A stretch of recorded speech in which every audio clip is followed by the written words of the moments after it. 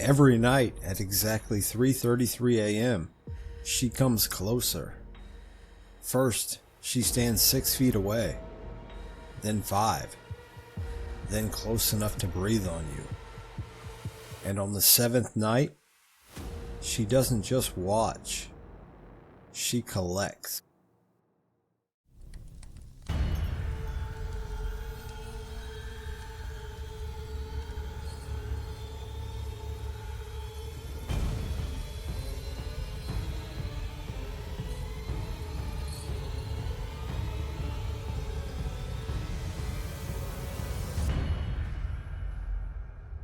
Welcome to the Haunted Horror Half-Hour horror stories that haunt your mind. The fluorescent lights of Pinewood Middle School buzzed with their usual Tuesday morning hum, but something felt wrong. Chloe noticed it the moment she stepped off the bus, the way conversations died mid-sentence, how everyone's eyes had that hollow, sleepless look. She found Maya at their usual spot by the lockers. Her best friend's hands trembled as she twisted the combination lock, missing the numbers twice. "Did you sleep okay?" Chloe asked, though she already knew the answer. She hadn't slept well either, hadn't been able to shake the image of her. Maya's face went pale. "You saw her too?" Chloe's stomach dropped. "What?" "The woman." Maya's voice barely rose above a whisper. "In the white dress. Standing at the end of my bed, just watching me." The hallway suddenly felt smaller, colder. Chloe's throat tightened because Maya was describing her dream exactly. Not just similar, but identical. The woman's position, the way her dress seemed to absorb the darkness around her, the distance. 6 feet away, Chloe whispered. Maya grabbed her arm. "How did you know that?" Before Chloe could answer, Josh Martinez stumbled past them, his usual swagger replaced by a jerky, nervous energy. "Did you guys dream about her too, the lady in white?" They stared at him. "Everyone's talking about it," Josh continued, his voice cracking. "Emma, Tyler, the 8th graders. Even Mrs. Patterson looked like she was going to throw up during homeroom when someone mentioned dreams." By second period, the classroom was thick with tension. Kids whispered behind textbooks. Some stared blankly at their desks. Mr. Lee tried to start the history lesson 3 times before giving up, his own hand shaking as he gripped his coffee mug. Chloe pulled out her phone under their desk and opened the school's group chat. The messages scrolled endlessly. "Anyone else dream about the woman in white?" "She was at the foot of my bed. My little brother had the same dream. My parents won't talk about it, but my mom is crying." Her blood ran cold at the last message posted by Sarah Chen just 2 minutes ago. "My grandma said this happened before. She said we have 7 nights. Chloe looked up to find Maya staring at her from across the room, the same dread reflected in her eyes. Outside, dark clouds gathered despite the morning forecast calling for clear skies. The woman in white had visited the entire town, and somehow, Chloe knew this was only the beginning. By lunch period, Pinewood Middle School felt less like a school and more like a waiting room. The cafeteria was packed, but it was unnervingly quiet. No shouting across tables, no laughter bouncing off the tile walls. Forks scraped against plastic trays too loudly. Milk cartons popped open like small, sharp cracks that made people flinch. Everywhere Chloe looked, students leaned toward one another, whispering urgently, eyes darting as if afraid the woman in white might be listening. "She was dripping," someone murmured at the next table. "Standing right there," another whispered. "Didn't move, didn't blink." "My dad dreamed it too," a girl said softly. "He won't talk about it." That was the part that didn't make sense.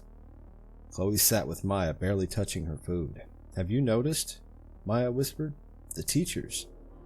Chloe had.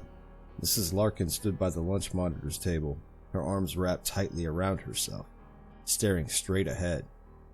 Mr. Davis usually joked with students as he walked by. Today, he avoided eye contact entirely, his face pale and drawn. When a group of 6th graders grew a little too loud, he didn't scold them. He flinched. Across the room, a 7th grader stood up suddenly, her chair screeching. "My mom had the dream too," she blurted. "Why won't anyone talk about it?" Every adult froze. The room went dead silent. Mrs. Larkin hurried over, her smile stretched thin and raw.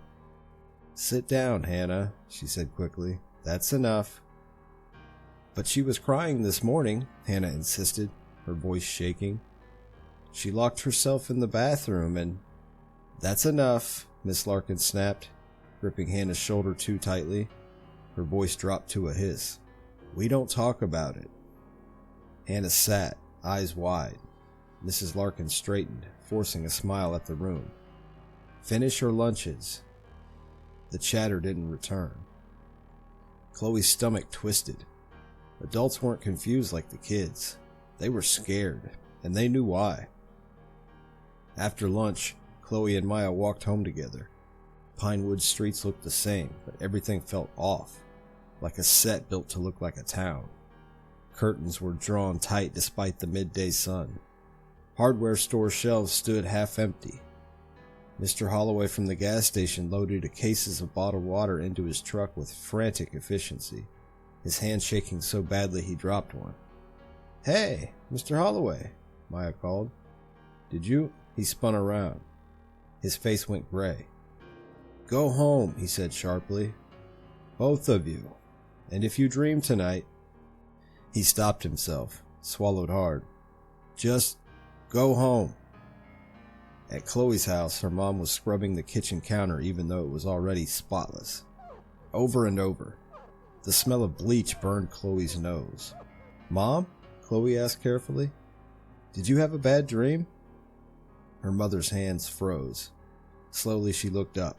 Her eyes were rimmed red, glossy with unshed tears. For a moment it looked like she might finally speak. Then her jaw tightened. "Eat dinner," she said flatly, "and don't stay up late." That night, as Chloe lay in bed staring at the ceiling, she realized something far worse than the shared nightmare. The woman in white wasn't just visiting. She was being remembered. And whenever the adults remembered, they were terrified of letting her hear it spoken aloud. The transition into sleep was like falling into a well of cold, stagnant water. Chloe woke up within the dream, her room cast in a negative color moonlight that felt oily and wrong. She didn't move. She couldn't. The paralysis wasn't just physical. It was as if the air itself had solidified around her, pinning her to the mattress. Then she saw her. The woman in white was no longer a distant sentinel at the bedroom door. She had moved. She was now standing exactly 5 feet from the edge of the bed. The change in distance was visceral. Chloe could now see the individual fibers of the woman's dress, a coarse, heavy lace that was sodden and translucent with river water. It didn't just drip. It bled moisture onto the hardwood floor with a heavy, rhythmic splat, splat, splat. The smell hit Chloe next, a suffocating reek of silt, rotting vegetation, and the metallic tang of something that had been dead a long time. But it was the woman's face that made Chloe's heart stutter. The skin was the color of a drowned moon, bloated and slick. Where her eyes should have been, there were only twin pits of absolute light-swallowing blackness. There were no pupils, no whites, just voids that seemed to draw the heat out of the room. Her hair, long and matted with green river slime, clung to her cheeks like wet spiders. The woman's jaw unhinged slightly. A bubble of dark, brackish water escaped her lips, popping with a sound like a wet gasp.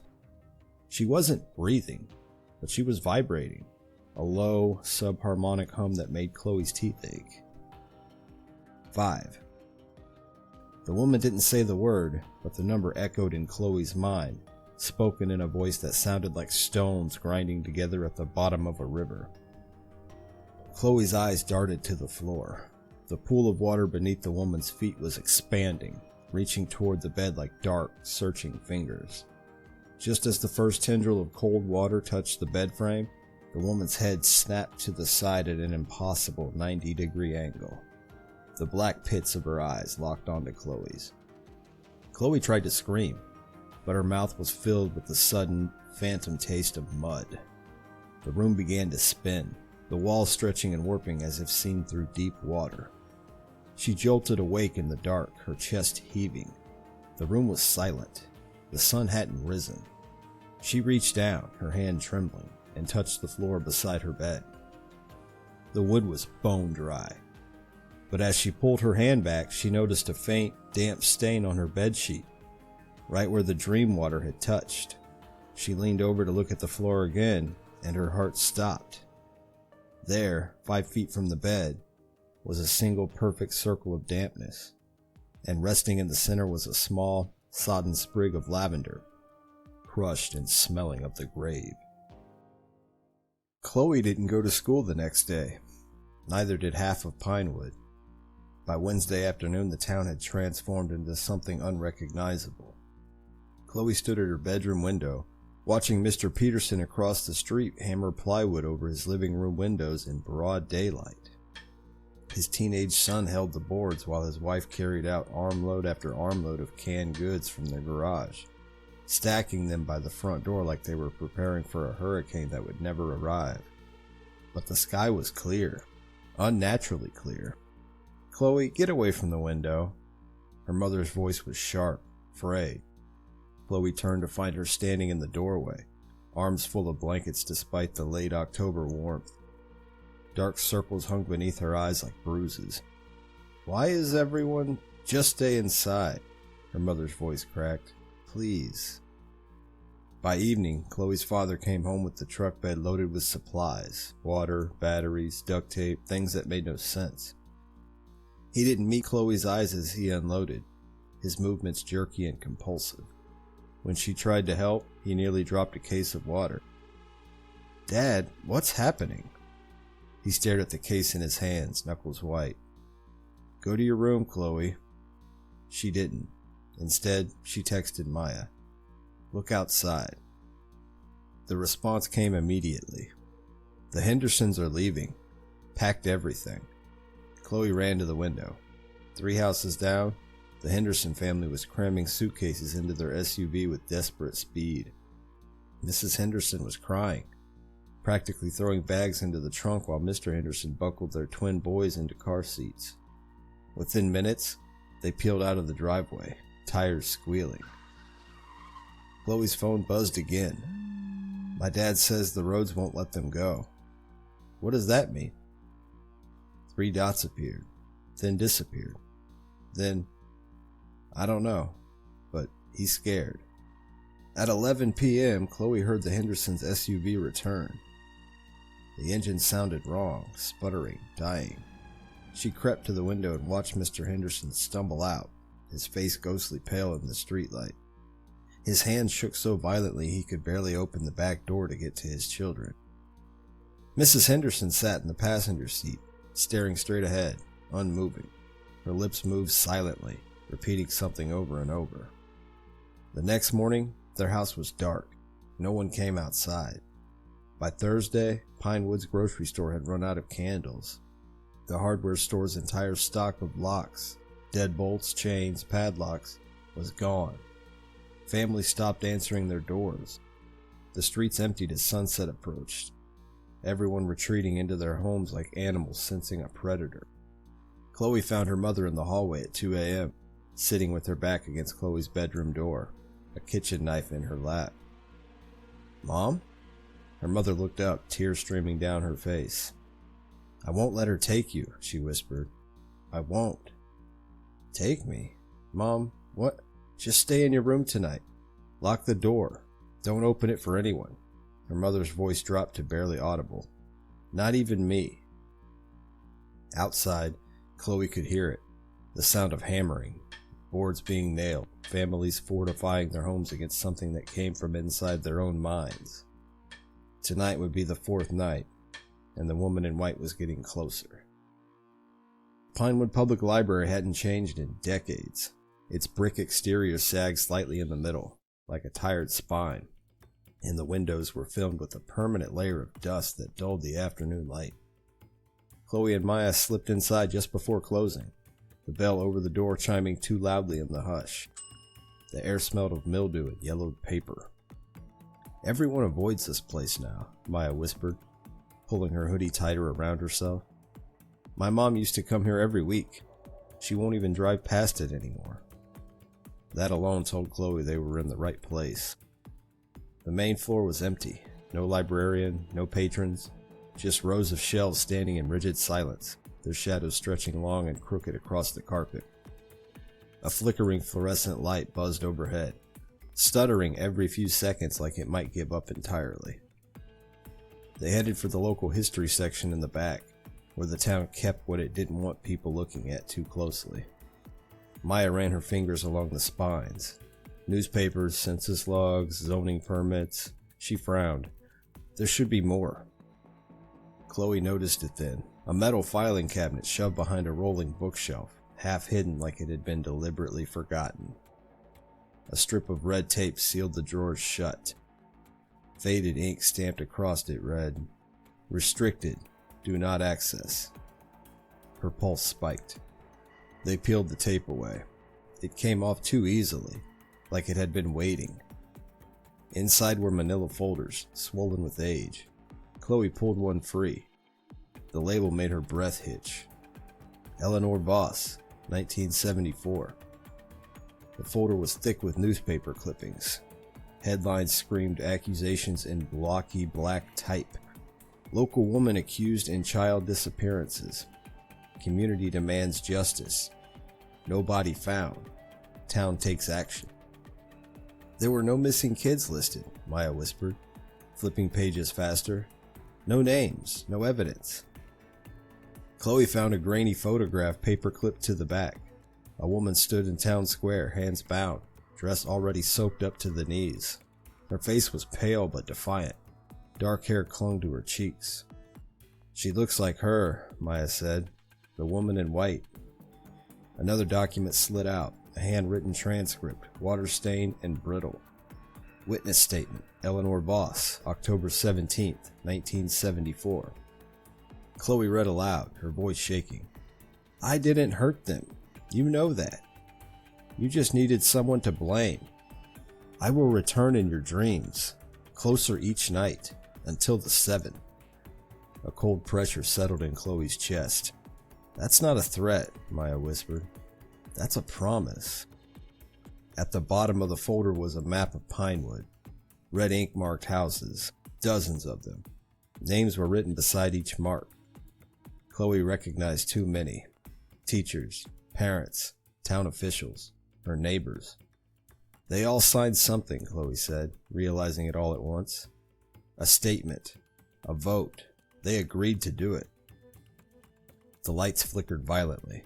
From somewhere deeper in the library came the slow, wet sound of dripping water. Drip, drip, drip.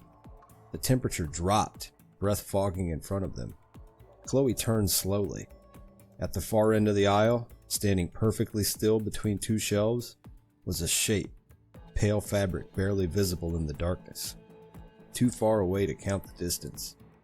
Not moving, just waiting. Chloe, Maya whispered, clutching her sleeve. We need to go. Now. As they ran for the exit, Chloe knew one terrible truth had settled into place. Eleanor Voss hadn't come back for revenge. She had come back to collect. And Pinewood had already been counted. The wood stove in the living room was roaring, but the heat couldn't touch the frost spreading across the inside of the windows. Chloe's father sat in his armchair, a shotgun resting across his knees, his eyes fixed on the front door. He hadn't moved for hours.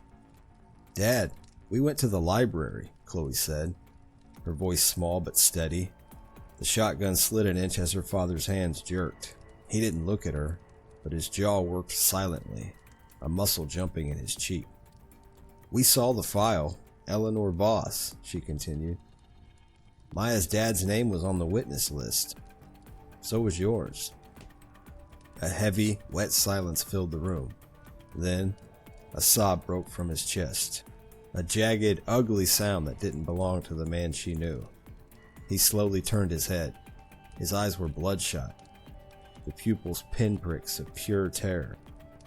We were just kids, Chloe, he rasped, his voice sounding like it was being dragged through gravel. 10, maybe 11 years old. The adults, they told us she was a witch. They said she'd taken the Miller boy. We didn't see anything, but we all said we did. We all stood in the square and pointed our fingers because we wanted to be part of it. We wanted to feel important. He leaned forward, the shotgun clattering to the floor. He buried his face in his calloused hands. She didn't fight then. She just stood there in that white lace dress as they held her under the fountain. The water was so cold that day. I can still hear the way it sounded, the splashing, the cheering, and then the silence when she didn't come back up. He looked at Chloe, and for a second, she saw the 10-year-old boy who had watched a woman die. Her last words weren't a scream. She looked at every single one of us, every child in that front row, and she whispered it. 7 nights. One for every minute she was under. Tonight is the 7th night, Chloe. She's not 5 feet away anymore. He stood up, his legs shaking so violently he had to lean on the chair for support. He walked to the window and pulled back the heavy plywood just a fraction. The roads aren't blocked by trees or snow, Chloe. They're blocked by her. Anyone who tries to leave just drives back into town, their car filled with river silt. She's holding us here. She wants us all in one place when she finally reaches us. A sudden, rhythmic thump, thump, thump started from the hallway. The sound of wet, heavy footsteps. "Go to your room," her father whispered, his face turning a sickly shade of gray. "Don't look at her. If you don't look, maybe she'll think you're not one of them. Maybe she'll forget you're my blood." As Chloe backed away, she saw a dark, brackish puddle beginning to seep from beneath her father's chair. The smell of lavender and rot was so thick she had to cover her mouth. The 7th night had begun, and the woman in white was no longer dreaming. Chloe fell asleep despite every intention not to. One moment she was sitting upright in bed, eyes burning, heart hammering against her ribs. The next, the paralysis had her, that terrible, drowning weight that pressed her into the mattress like a hand forcing her underwater. The room wasn't her room anymore.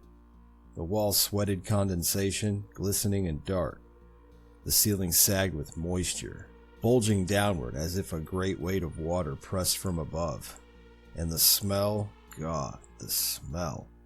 It was the reek of a river choked with decades of rot, of mud packed with things that had died screaming, of flowers left too long on a grave. She couldn't turn her head, but she didn't need to. The woman in white stood 4 inches from Chloe's face. This close, Chloe could see everything.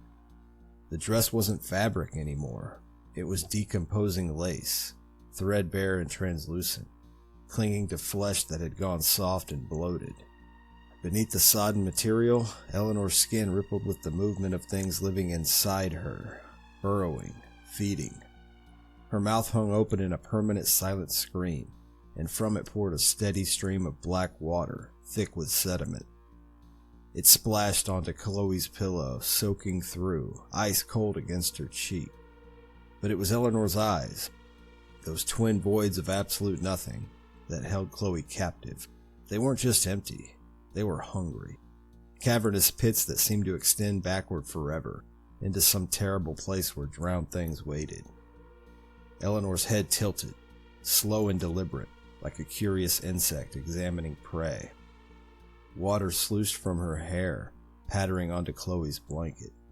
The pool beneath her bare, waterlogged feet had spread across the entire floor now, rising slowly, lapping at the bed frame. Then Eleanor's jaw unhinged, impossibly wide, far wider than any human mouth should open, and from deep in her throat came a sound. Not a word, a whisper. 1,000 whispers layered over each other, all speaking different names in that grinding underwater voice. Thomas Reeves, Margaret Holloway, Daniel Brooks. The names of the guilty. Sarah Patterson, James Norton, Michael Hayes. With each name, the temperature dropped another degree. Frost crept across the walls in delicate branching patterns. Chloe's breath came in ragged gasps that crystallized in the air. Eleanor's hand rose slowly from her side, dripping, fingers bent at wrong angles. She reached towards Chloe's face with deliberate precision.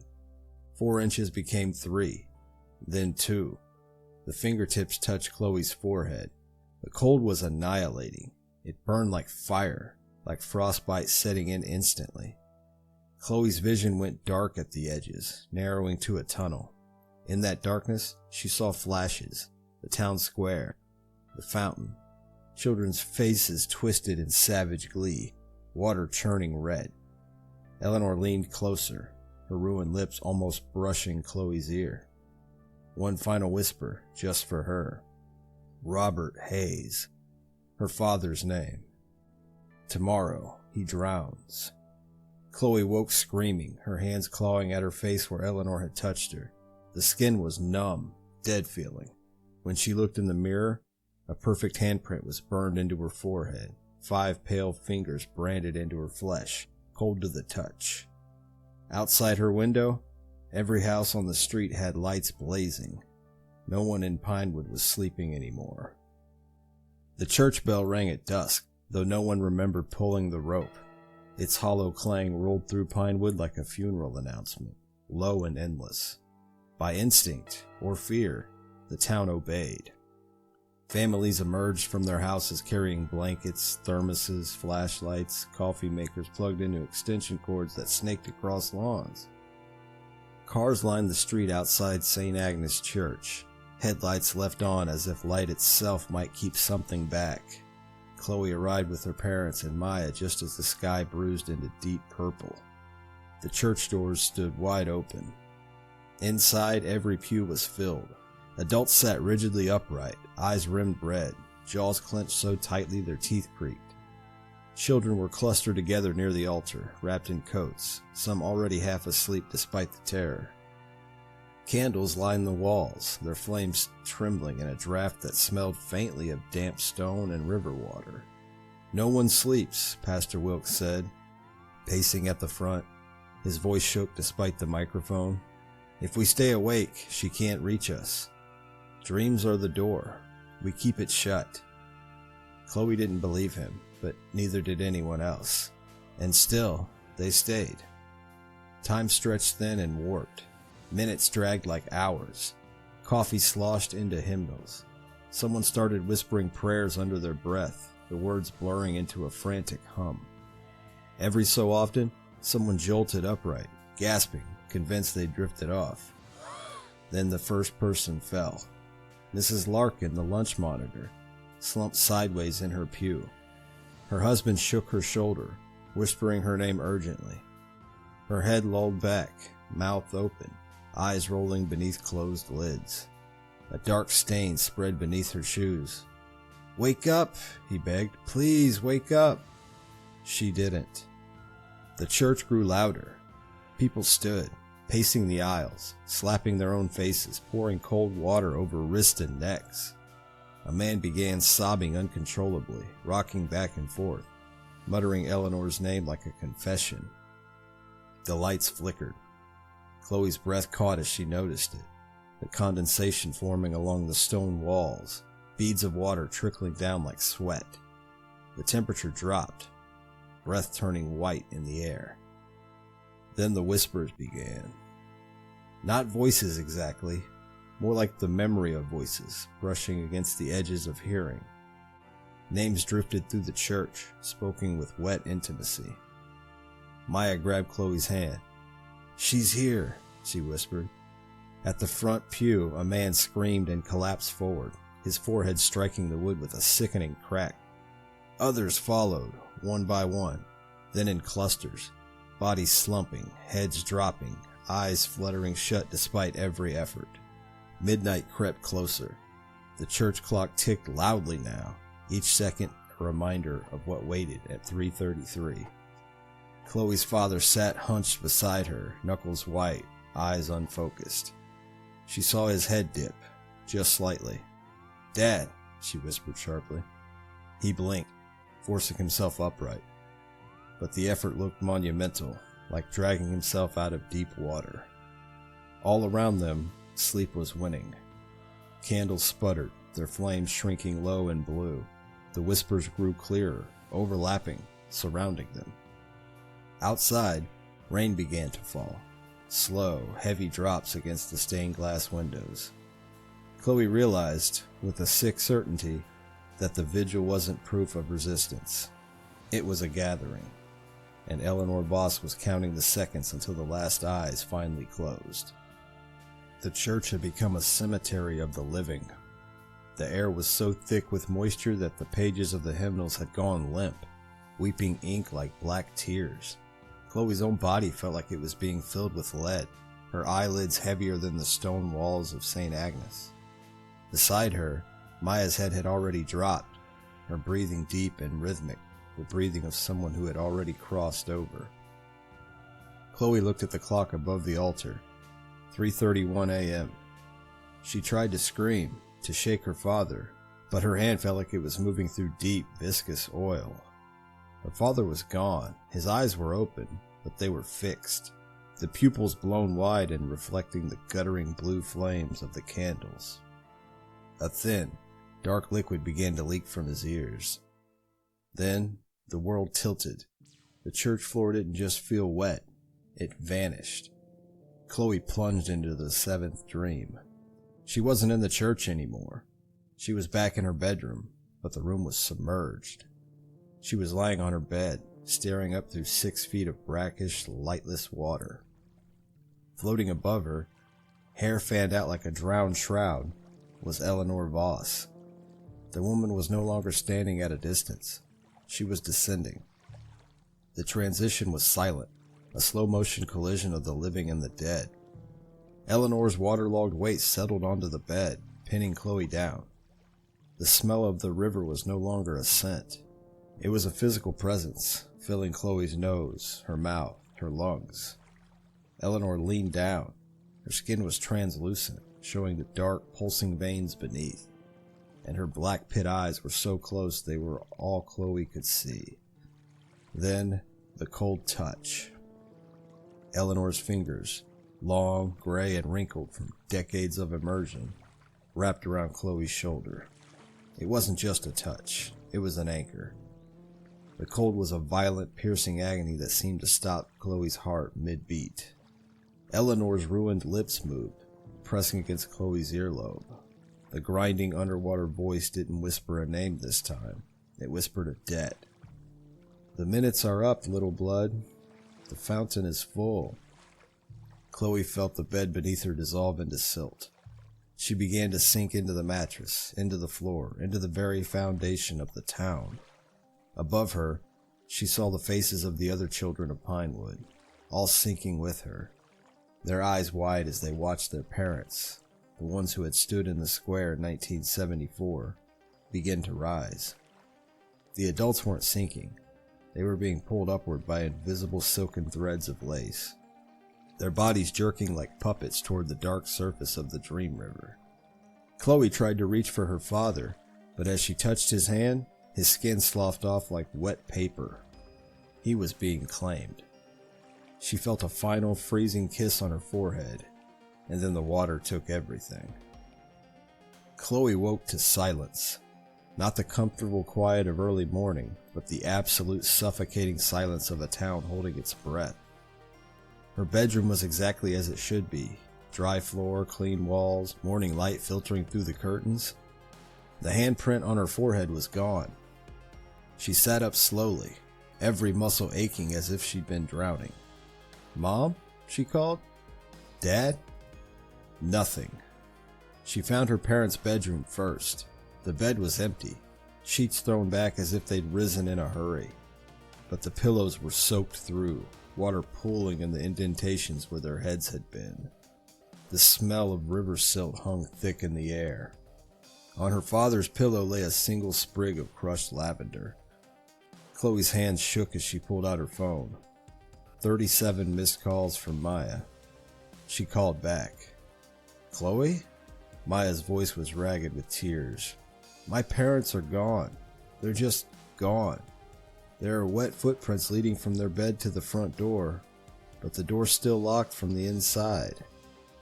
Chloe ran downstairs. The front door stood closed, deadbolt engaged.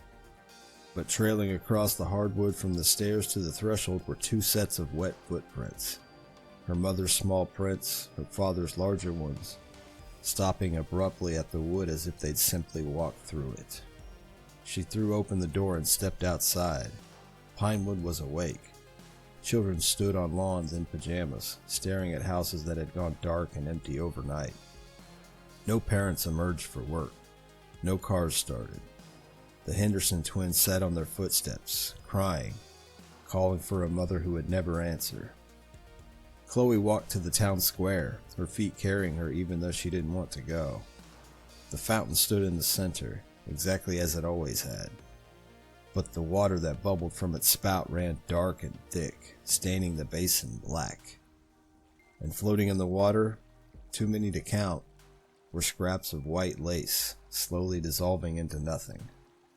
Around the fountain's edge, carved into the stone in fresh, weeping letters, were names. Dozens of them. Every adult who had stood in the square in 1974 and pointed their fingers at an innocent woman. Her father's name was there, Robert Hayes. Maya appeared beside her, face pale. "They're all gone," she whispered. "Every single one who was there that day." Chloe looked around the square. Other children were gathering now. Sarah, Josh, Hannah, all of them orphaned in a single night. The town had been purged, cleansed of its guilt by drowning the guilty. But Eleanor Voss hadn't taken the children. She'd left them behind to inherit the truth, to carry the weight of what their parents had done, to live in a town that would forever smell of lavender and river water, forever haunted by the memory of a woman in white who had kept her promise. Chloe looked down at her reflection in the fountain's dark water. For just a moment, she saw Eleanor Voss staring back, eyes no longer black voids, but clear and human and satisfied. Then the image rippled away and vanished, leaving only Chloe's own terrified face looking back. The seventh night was over, but Pinewood's punishment had only just begun. If you enjoyed this nightmare, subscribe for more. New stories dropping every week. Sleep well, if you can.